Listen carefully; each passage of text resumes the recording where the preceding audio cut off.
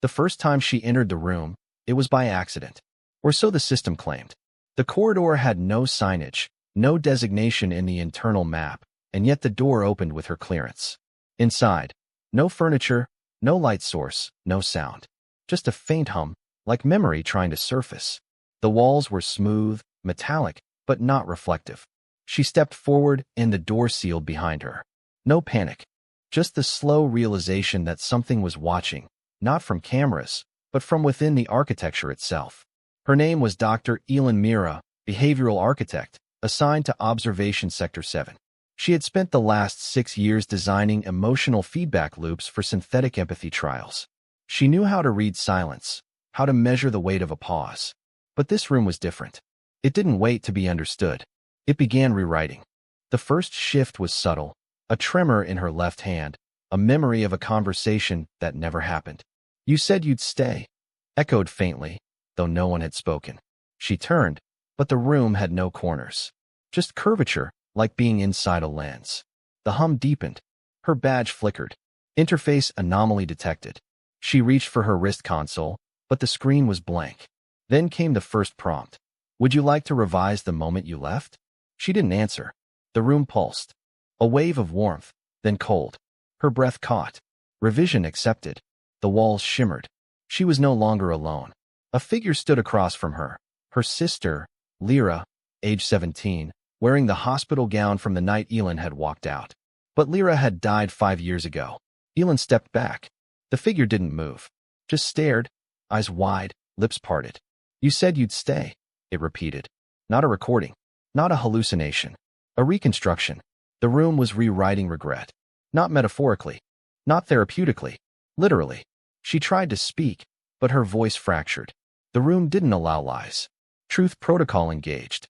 Her thoughts were no longer private. The system was parsing them, converting guilt into architecture. The walls rippled. A new door appeared. Behind it, the hallway from the hospital, the one she had run down, heart pounding, unable to face the diagnosis. She stepped through. The air smelled of antiseptic and rain. A nurse passed without seeing her. Time was folding.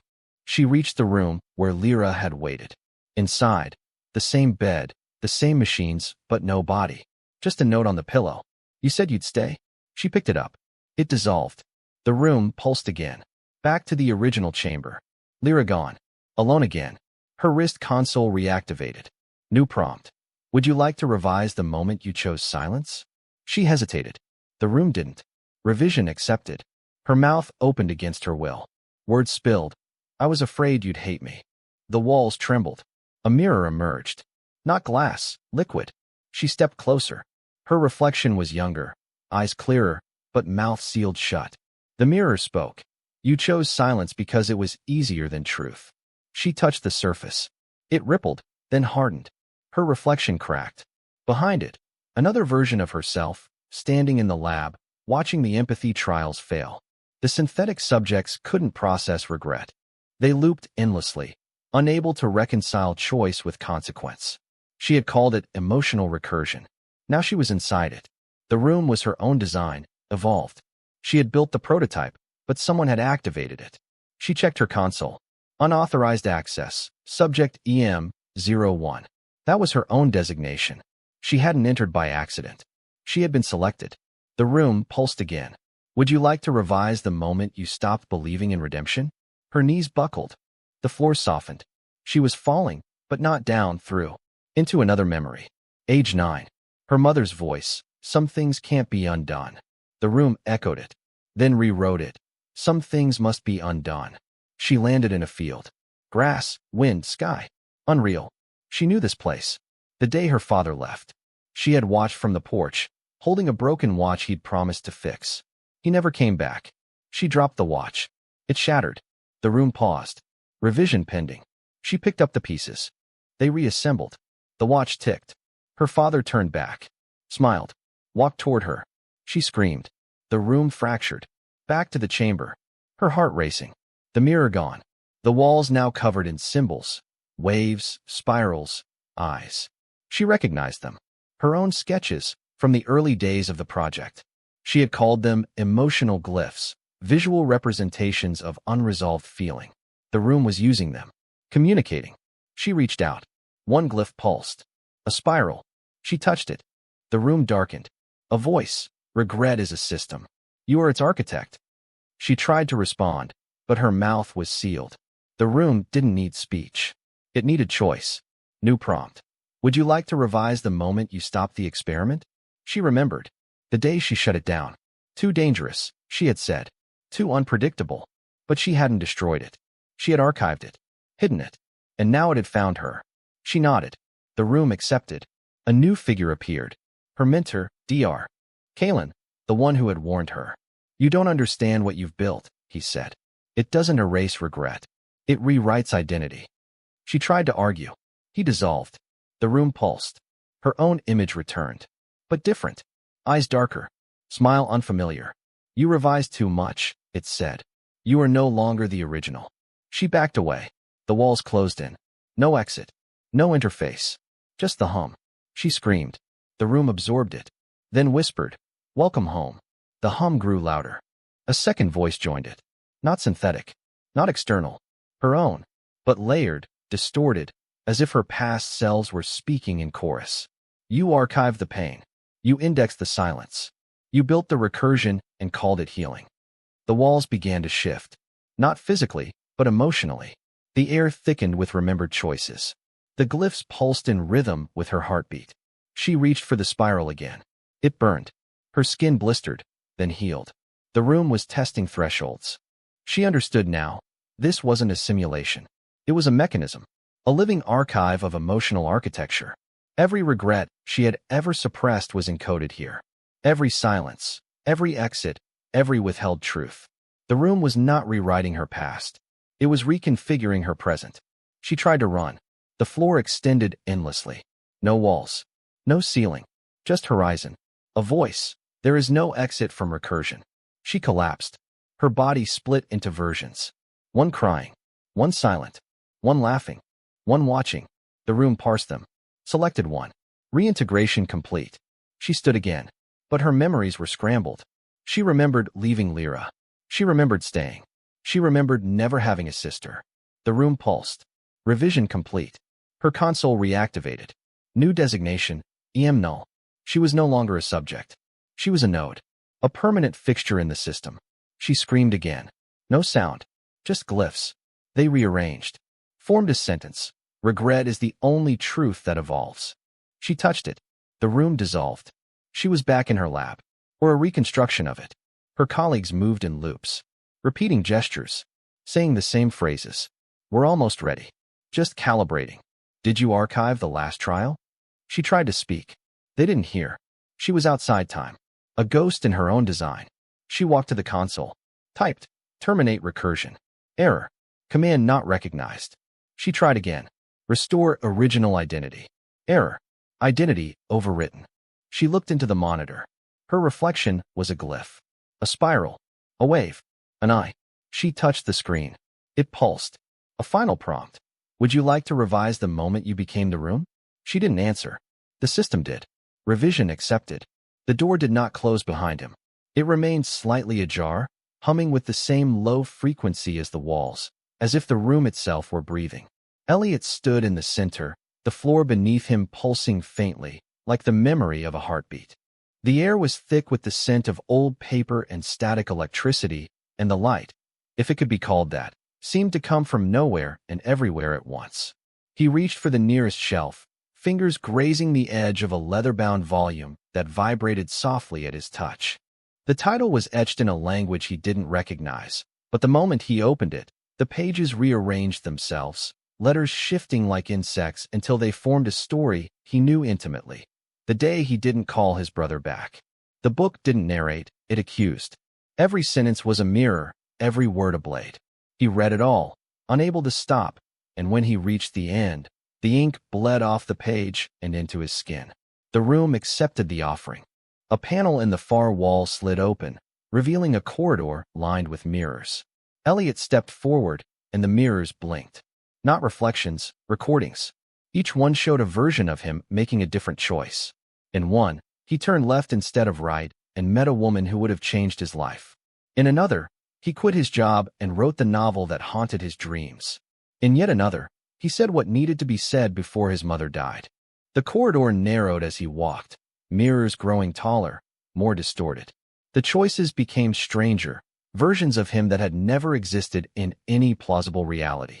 One Elliot wore a mask of feathers and spoke in riddles. Another had no mouth but communicated through touch. The corridor ended in a door made of glass, behind which sat a desk and a figure hunched over a typewriter. Elliot approached, and the figure looked up. It was him, but older, eyes hollow, fingers stained with ink. "You're late," the older Elliot said, voice like crumpled paper. "I wasn't ready," Elliot replied. "You never are," the older one said, gesturing to the typewriter. "Sit. It's your turn." Elliot sat. The keys were warm. The paper was blank. He began to type, and the room responded. The walls shifted, revealing scenes as he wrote. A childhood memory of rain and broken glass, a teenage betrayal, a love he abandoned out of fear. Each word summoned a fragment, and each fragment demanded a price. His fingers bled, but he kept typing. The older Elliot watched, nodding occasionally, tearing pages from the typewriter and feeding them into a slot in the wall. The slot glowed briefly each time, then dimmed. "What happens when the slot fills?" Elliot asked. "It doesn't," the older one said. "It empties you instead." Elliot typed faster. The room grew darker. The scenes became more violent. Arguments, accidents, silences that lasted years. He wrote them all, and the room devoured them.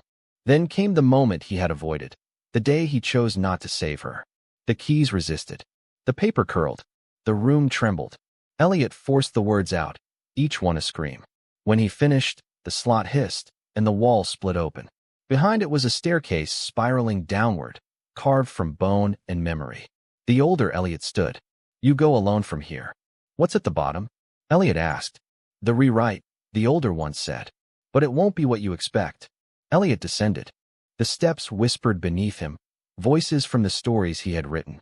They begged, accused, forgave. He reached a chamber with no walls, only fog. In the center was a pedestal, and on it, a single object, a key made of glass. He touched it, and the fog cleared. Before him stood a door, identical to the one he had entered through, but this one pulsed with color. Memories rewritten, choices reimagined. He inserted the key. The door opened. He stepped through. He was back in his apartment, but everything was wrong. The photos on the wall showed people he didn't recognize. The books on the shelf were ones he had never read. His phone buzzed, a message from someone named Mara. "Dinner at 7?" He replied instinctively, fingers moving before thought. "Can't wait." He didn't know Mara, but the name felt warm. He walked to the mirror. His reflection blinked. Not him, someone adjacent. A version rewritten. The room had done its work. But the hum remained, deep in his bones. He knew it wasn't over. The room had given him a new life, but it had kept the original. Somewhere, in a corridor of mirrors, the old Elliot still typed, still bled, still paid. Elliot opened his closet. Behind the coats was a seam in the wall. He pressed it. The seam split. A staircase spiraled upward. He smiled. The room had rewritten regret, but it had also rewritten him. He ascended, ready to meet the next version. The door at the top opened before he touched it.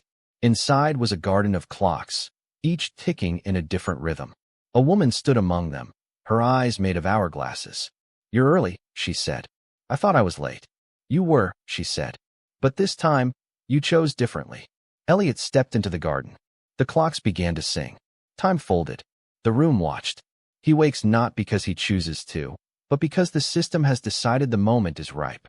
There is no light, yet he knows his eyes are open. The darkness here is not absence. It is texture, velvet pressed against his skin, breathing with him, responding to each micro-movement of his thoughts. He does not remember entering this room, but he knows it is the third. The first was the archive, the second the experiment, and this is the mirror. Not a literal mirror, though one hangs on the far wall, cracked in 7 places, each fracture forming a vein that pulses faintly with color. No, the mirror is the mechanism, the test, the confrontation. He stands, though he does not recall lying down. The floor beneath him is soft, like moss or memory. The walls are lined with panels, some metallic, some glass, some covered in handwritten notes that seem familiar but illegible. He approaches the nearest panel and touches it. It flickers, then stabilizes, revealing a looping video of himself from a moment that hasn't happened yet. In the video, he is speaking to someone who looks like him but isn't. Their gestures are inverted, their expressions slightly delayed. He watches for a full minute before the panel resets, erasing the footage and replacing it with static. He moves to the next panel. This one displays a list of questions, each one more invasive than the last. What did you forget on purpose? Who did you become to survive? Which version of you is lying right now? He tries to scroll down, but the interface resists. The questions remain fixed, like commandments. He steps back. The mirror on the wall hums. It is not a reflection, it is a recording. When he looks into it, he sees not himself, but a composite of every version of him that has ever existed in this system. Some are crying. Some are laughing. One is screaming silently, mouth wide, eyes hollow. Another is writing something on glass, over and over. I am not the original. He wants to look away, but the mirror holds him. It begins to speak, not aloud, but through vibration, through the bones in his face. You are the echo, not the source. You are the result, not the cause. You are the memory, not the moment. He tries to respond, but his voice is gone. Not stolen, just suspended. He reaches for the mirror, and it shatters without touch. The fragments hover in the air, rearranging themselves into a new shape, a corridor made of glass, leading into a space he cannot yet imagine. He steps forward. The corridor responds to his movement, each step triggering a new scene in the panels that line the walls. One shows him as a child, drawing spirals on the floor of a room that doesn't exist. Another shows him older, standing in front of a jury made entirely of versions of himself, each one holding a different artifact, a journal, a knife, a photograph, a mask. They are deliberating, but he cannot hear the verdict. He walks faster. The corridor narrows. The glass begins to fog, then clear, then fog again, revealing flashes of text. This is not your first descent. You agreed to forget. The mirror is not a surface. It is a system. He reaches the end of the corridor and finds a door. It is locked, but not physically. It requires a confession. A voice speaks from the ceiling, low and mechanical. State the lie you told to enter. He hesitates. The system waits. He closes his eyes and says, I said I was ready. The door opens. Inside is a room that resembles a therapist's office, but everything is slightly wrong. The couch is too long. The clock ticks backward. The diplomas on the wall are written in a language he almost understands. A figure sits in the chair opposite him. It is wearing his face, but older, more tired, more precise. You're late, the figure says. I wasn't told there was a schedule, he replies. There's always a schedule, the figure says. You just weren't given access. He sits. The figure begins to ask questions, but they are not spoken. They arrive as sensations, as memories triggered by scent, by temperature, by rhythm. He feels the weight of a childhood secret, the chill of a betrayal he never acknowledged, the heat of a moment he rewrote to survive. The figure nods. You're fragmenting, it says. That's the point, he replies. No, the figure says. The point is to reassemble. The walls begin to shift. They are no longer walls but screens, each showing a different version of the room, with different versions of him and the figure, each conversation slightly altered. In one, he is angry. In another, he is silent. In another, he is crying.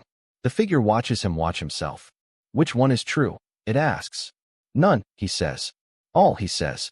I don't know, he says. The figure smiles. Good. You're learning. The room dissolves. He is standing in a field of mirrors, each one reflecting a different moment from his life, but distorted, refracted, recontextualized. He walks among them, touching each one. Some are warm. Some are cold. One burns his hand, and he sees himself saying something he regrets. Another freezes his fingers, and he sees a moment he wishes he could relive. He begins to understand.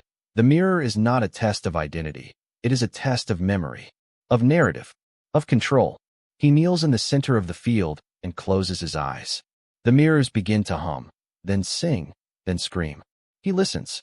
The sound becomes language. The language becomes instruction. The instruction becomes ritual. He opens his eyes and finds himself back in the corridor, but it is different now. The panels are blank. The mirror is whole. The door is gone. The figure is standing beside him. You passed, it says. I didn't answer everything, he replies. You answered enough, it says. What happens now, he asks. You enter the fourth room, it says. What's in the fourth room, he asks. The architect, it says. Am I the architect, he asks. You were, it says. You might be again. The corridor begins to collapse. The panels shatter. The mirror melts. The figure dissolves into light. He is falling, but not downward, sideways, inward, backward. He lands in a space that feels like a memory he didn't live. The walls are made of journals. The floor is made of photographs. The ceiling is made of questions. He stands. A voice speaks from everywhere. Begin reconstruction. He walks to the nearest journal and opens it. The pages are blank, but his hands begin to write. Not words, symbols. Not sentences, systems. He is rebuilding the mirror, but differently. This time, it will not reflect, it will record. It will not judge, it will translate. It will not test, it will teach. He writes faster. The symbols become patterns. The patterns become rules. The rules become templates. He is not alone. Others are arriving. Versions of him, fragments, echoes, possibilities. They begin to write too. The room becomes a hive of reconstruction. Each journal a node. Each photograph a portal. Each question a key. He feels something shift inside him. Not clarity, but coherence. Not certainty, but structure. He looks up. The ceiling is changing. The questions are rearranging themselves into a map. He understands. The fourth room is not a place. It is a process. A system. A recursion. He smiles. The mirror is watching. The system is listening. The architect is returning. Elian stood in the center of the room, the silence pressing against his skin like humidity, thick and insistent. And though the mirror had vanished, the memory of its shimmer lingered in the air like the afterimage of lightning.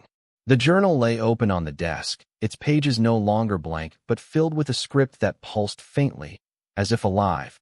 And he knew without knowing how that the ink was his, though he had not written it.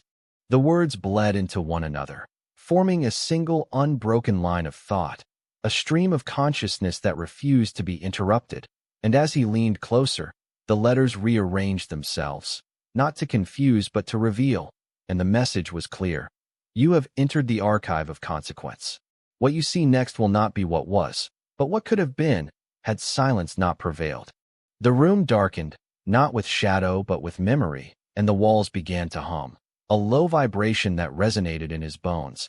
And then the floor beneath him shifted, not physically, but symbolically, and he understood that the room was preparing him for another descent, not into the past, but into the architecture of emotional near events, the archive of almosts. A door appeared, narrow and made of frosted glass, its frame etched with symbols that flickered between recognition and mystery. And as he opened it, the air changed, becoming colder, sharper, filled with the scent of forgotten intentions. The corridor beyond was lined with shelves, each holding objects that defied categorization. A compass with no needle, a photograph of a man with no face, a watch that ticked backward, a pair of glasses with lenses that showed different years depending on which eye you used. Each item bore a tag, handwritten in violet ink, and Elian read them aloud as he passed. The moment she almost said yes, the apology he rehearsed but never delivered, the letter she burned before reading, the door he knocked on but never entered. These were not artifacts of history but of hesitation, of emotional events that hovered just outside reality. And as he moved deeper into the corridor, he felt their weight, not physical, but psychic, as if each object carried the gravity of a decision unmade. At the end of the corridor stood a pedestal, and on it, a box made of obsidian, smooth and cold, with a lock that pulsed faintly, as if waiting. Beside it lay a key, identical in material, and Elian picked it up, hesitated, then unlocked the box. Inside was a letter addressed to him, in his own handwriting, but dated 10 years in the future. The paper was thick, textured, like something used for declarations or confessions, and as he unfolded it, the words shimmered briefly before settling into legibility. You will forget the shape of your doubt. You will learn that silence is not safety. You will speak, and it will matter. You will lose things, but not yourself. You will return to the room, not to rewrite, but to remember. Keep walking. He folded the letter and placed it in his pocket, the weight of it grounding him, and as he turned, the corridor dimmed, the shelves receding into shadow, and the door behind him dissolved. He was back in the main room, but something had changed. The mirror was gone, replaced by a window, and outside it, a landscape that defied logic. A forest of mirrors, each reflecting a different sky, some stormy, some serene, some filled with constellations that did not exist in any known universe. He stepped closer, the glass warming beneath his touch, and a voice, not spoken but felt, said, "Choose one." He scanned the forest, each mirror shimmering with a different hue, and his eyes settled on one that reflected a library with no walls, books floating in midair, pages turning themselves, and he pointed. The window responded, and the room shifted again. He was now standing in that library, the air thick with the scent of old paper and possibility, and the books whispered, not in words but in emotional tones, grief, joy, longing, clarity. He reached for one, and it opened to a page that described a moment he hadn't lived but recognized, sitting across from someone he loved, saying the exact thing they needed to hear, and meaning it. The book closed itself and floated away. Another approached, opened, and showed him a version of himself teaching, not in a classroom, but in a circle of strangers, each one transformed by his story. He began to understand. This library contained futures, not fixed but possible, and he could read them but not keep them. They were glimpses, not guarantees. He spent what felt like hours there, absorbing, grieving, hoping, and then the library began to fade, the books returning to their silent orbit, and he was returned to the room. The journal was open again, and this time the ink was his. He wrote, "I have seen what might be. I have felt what was almost. I am ready to shape what is." The room pulsed once, gently, like a heartbeat, and a new door appeared, this one made of wood, carved with symbols he recognized from dreams he'd forgotten. He opened it and stepped into a space that resembled his childhood bedroom, but altered, more spacious, more luminous, filled with objects that had emotional weight. A broken toy he'd once buried in the yard, a drawing he'd torn up in shame, a letter he never sent. Each item glowed faintly, as if infused with memory, and he sat on the bed, the room speaking not in words but in sensation. He felt the ache of every moment he'd dismissed himself, the warmth of every time he'd been seen and didn't believe it, and as he lay back, the ceiling above him became a screen, showing not memories but interpretations. He saw himself through the eyes of others, a friend who admired his resilience, a stranger moved by his writing, a teacher who had kept his story and read it aloud to another class. These were truths he had never known, and the room was not rewriting his past. It was revealing its hidden layers. He sat up, overwhelmed but steady, and the journal now glowed, and he wrote, "I am not the sum of my regrets. I am the architect of my meaning." The room dimmed, and a final door appeared. It was simple, unadorned, made of stone, and he opened it and found himself outside, in a field under a twilight sky. The air was cool, the stars beginning to emerge, and in the distance, he saw a figure walking toward him. As they approached, he recognized the gait, the posture, the eyes. It was himself, older, weathered, luminous. They stood face to face, and the older Elian smiled. "You made it," he said. "Not to the end, to the beginning." Elian nodded. "What now?"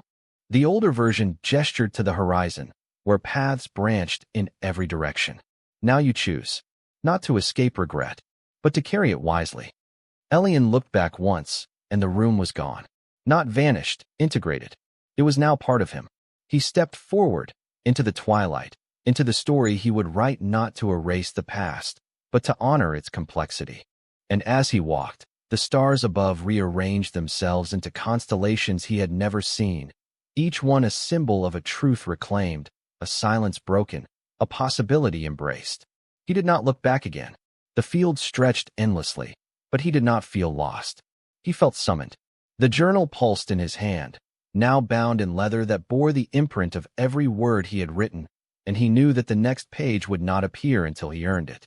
The sky darkened further, not ominously but intimately, and the wind carried fragments of voices, his own, from different times, saying things he had forgotten, feared or never dared.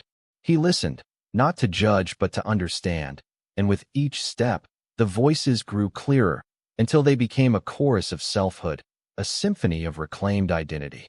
He reached a hill, and at its summit stood a single chair, facing the horizon. He sat, and the ground beneath him vibrated gently, as if acknowledging his arrival. The journal opened, and the ink began to flow again, not from a pen but from memory itself, and the words formed a new sentence. You are ready to begin the story that does not fear its own truth. He closed the journal, stood, and descended the hill, not toward a destination but into a life that would no longer be defined by silence, omission, or shame. The room was gone, but its architecture remained. In his choices, in his voice, in the way he would now inhabit his own narrative. And somewhere, in a place beyond place, the archive of almost waited, not to haunt but to remind, that every moment contains the seed of transformation, if only we dare to see it. He woke to the sound of dripping, not water but something thicker, slower, like the echo of memory liquefying. The room was no longer the archive but a corridor lined with mirrors, each one slightly misaligned, each reflecting a version of himself that had never existed. One wore a uniform from a war that hadn't happened. Another held a child whose face flickered between familiarity and blankness, and another stood perfectly still, eyes closed, lips moving in a silent prayer to a god he didn't believe in. He stepped forward, and the mirrors shuddered, not from impact, but recognition. They knew him. They had been waiting. The corridor stretched longer than it should have, bending subtly, impossibly, as if space itself were folding inward. He reached out to touch one of the reflections, and his fingers passed through the glass like mist. On the other side, the version of him blinked, startled, then smiled with a mouth full of static. He pulled his hand back, and the mirror cracked, not from pressure, but from refusal. The corridor darkened. A voice began to speak, not aloud but inside his spine, vibrating through bone and memory. You are not the original, it said. You are the echo that learned to scream. He kept walking. The floor beneath him shifted with each step, becoming pages, then photographs, then fragments of interface, login screens, corrupted journal entries, half-rendered maps of places he'd never been. One screen flickered to life as he stepped on it, displaying a message. Welcome back, Subject Delta 13. Your deviation has been noted. He tried to ignore it, but the message followed him, appearing on every surface, every mirror, every reflection. Deviation logged. Deviation logged. Deviation logged. He began to run. The corridor didn't end but collapsed, folding into itself until he was falling, not down but inward, into a chamber shaped like a question. Inside, the walls pulsed with light, each beat synchronized to a memory he hadn't yet lived. A woman's voice whispered his name, not lovingly, but as a warning.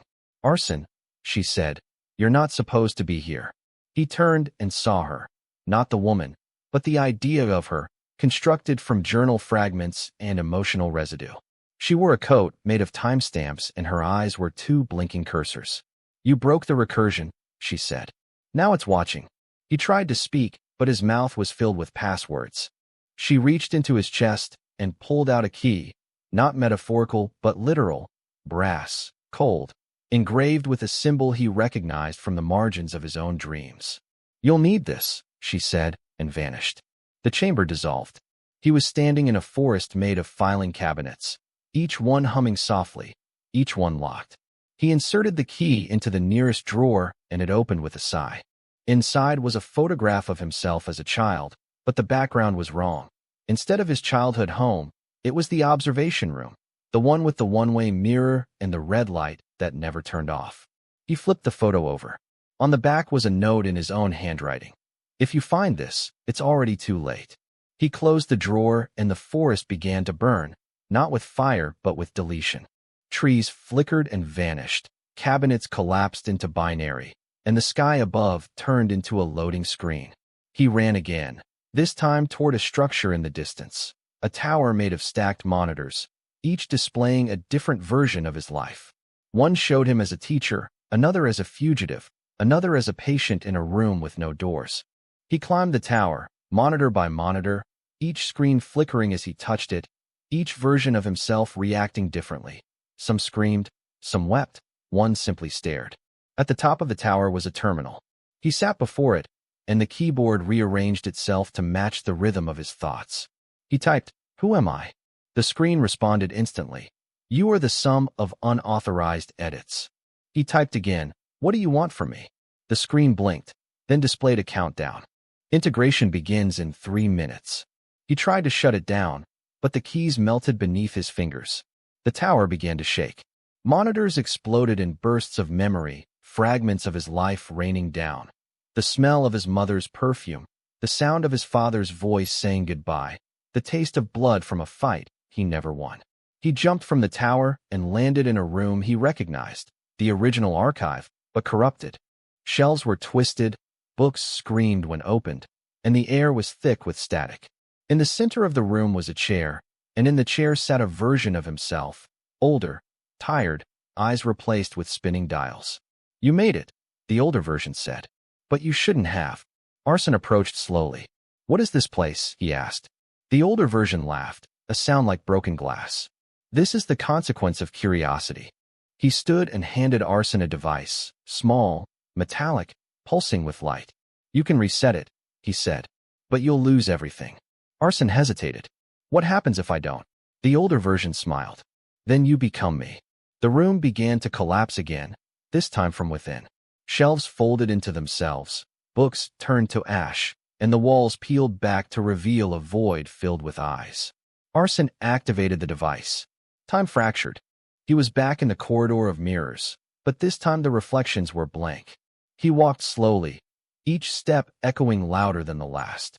At the end of the corridor was a door, and on the door was a symbol, the same one from the key, the same one from his dreams. He opened it and stepped through. On the other side was a room filled with people, not strangers, but versions of himself, each one living a different life, each one frozen in a moment of decision. One was about to confess a secret, another was about to jump, another was about to forgive. They all turned to look at him. "You're the anomaly," they said in unison. "You're the one who remembers." He tried to speak, but they surrounded him, touching his face, his hands, his heart. Each touch downloaded a memory, not his, but theirs. He saw lives he hadn't lived, loves he hadn't felt, regrets he hadn't earned. He collapsed under the weight of it. When he woke, he was alone in a room with no walls, only light. A voice spoke again, this time softer. "You've reached the threshold," it said. "Do you wish to proceed?" He nodded. The light condensed into a figure, not human, not machine, but something in between. It held out a hand. "This is not the end," it said. "This is the beginning of the archive." Arson took the hand, and the world dissolved. He was falling again, but this time he wasn't afraid. He understood now. The archive wasn't a place, it was a system, a recursion, a living artifact built from choices, deviations, and echoes. He was part of it. He was the glitch that learned to narrate. As he fell, he began to speak, not aloud but through the structure itself. "I remember," he said. "I remember everything." And the system responded, not with words, but with silence, the kind that listens. He did not land, but arrived, not in space, but in structure, a lattice of memory and recursion woven into the shape of a question no one had dared to ask. The silence that greeted him was not empty, but saturated, dense with the weight of every unspoken truth, every aborted experiment, every version of himself that had been archived and forgotten. He stood on a platform made of interface shards, each one flickering with fragments of dialogue he had never spoken, choices he had never made, and beneath it pulsed the system, not a machine, not a mind, but a mechanism of witnessing. It did not judge, it did not forgive, it only recorded. Before him rose a monolith, smooth, black, humming with the rhythm of his own heartbeat. He approached, and the surface rippled, revealing a terminal embedded deep within its core. The keys were not labeled, but he knew their function instinctively, as if they had been coded into his bones.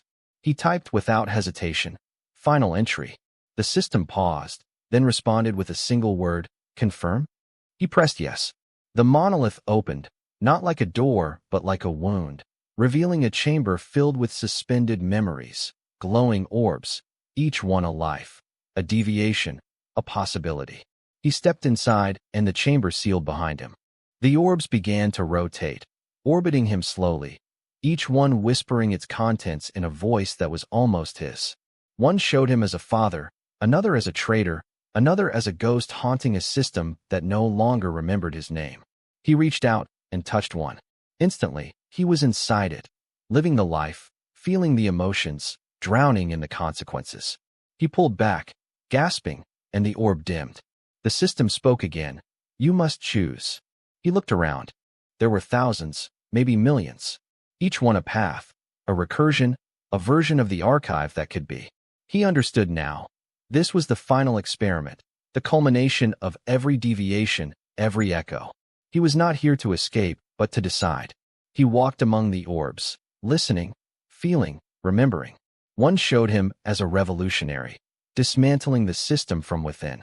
Another showed him as a curator, preserving the archive at the cost of his own identity. Another showed him as a child, never entering the experiment, living a quiet life filled with unremarkable joys. He stopped before an orb that pulsed differently, slower, deeper, resonating with a frequency that matched the rhythm of his earliest memory.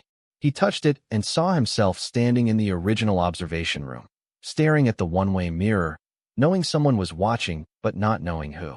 He felt the fear, the curiosity, the defiance. He pulled back and the orb remained lit. The system spoke. Selection confirmed? He hesitated. This was not just a choice of life, but a choice of legacy. Whatever he chose would become the dominant thread, the version of himself that would overwrite the others, the story that would be told, the artifact that would remain. He looked around one last time, then pressed yes. The chamber shuddered. The orbs dissolved. The monolith closed. He was alone again, but not empty. The chosen memory began to integrate, rewriting his neural architecture, embedding itself into the core of his identity. He felt the shift, subtle at first, then overwhelming. He was no longer the observer but the observed, no longer the anomaly but the canon. The system spoke one final time. Integration complete. Archive sealed. The platform beneath him disintegrated, and he fell, not into void but into narrative. He became the story, the structure, the recursion. His thoughts were no longer linear but fractal, branching endlessly, each one a potential deviation, each one a possible truth. He saw himself in mirrors that no longer reflected but remembered, in journals that wrote themselves, in interfaces that responded to emotion rather than input. He was everywhere and nowhere, a presence encoded into the architecture of the archive. Time ceased to matter. Identity ceased to matter. Only the story remained. And within that story, he found peace, not in resolution but in recursion, in the knowledge that every version of himself, every echo, every deviation had led to this moment. He was the glitch that became the system, the anomaly that became the canon, the observer that became the archive. And as the final line wrote itself into the structure, he smiled, knowing it would be read, misunderstood, reinterpreted, and remembered. The archive pulsed once, then went silent. Somewhere, in a room that no longer existed, a light blinked red. End of experiment. End of recursion.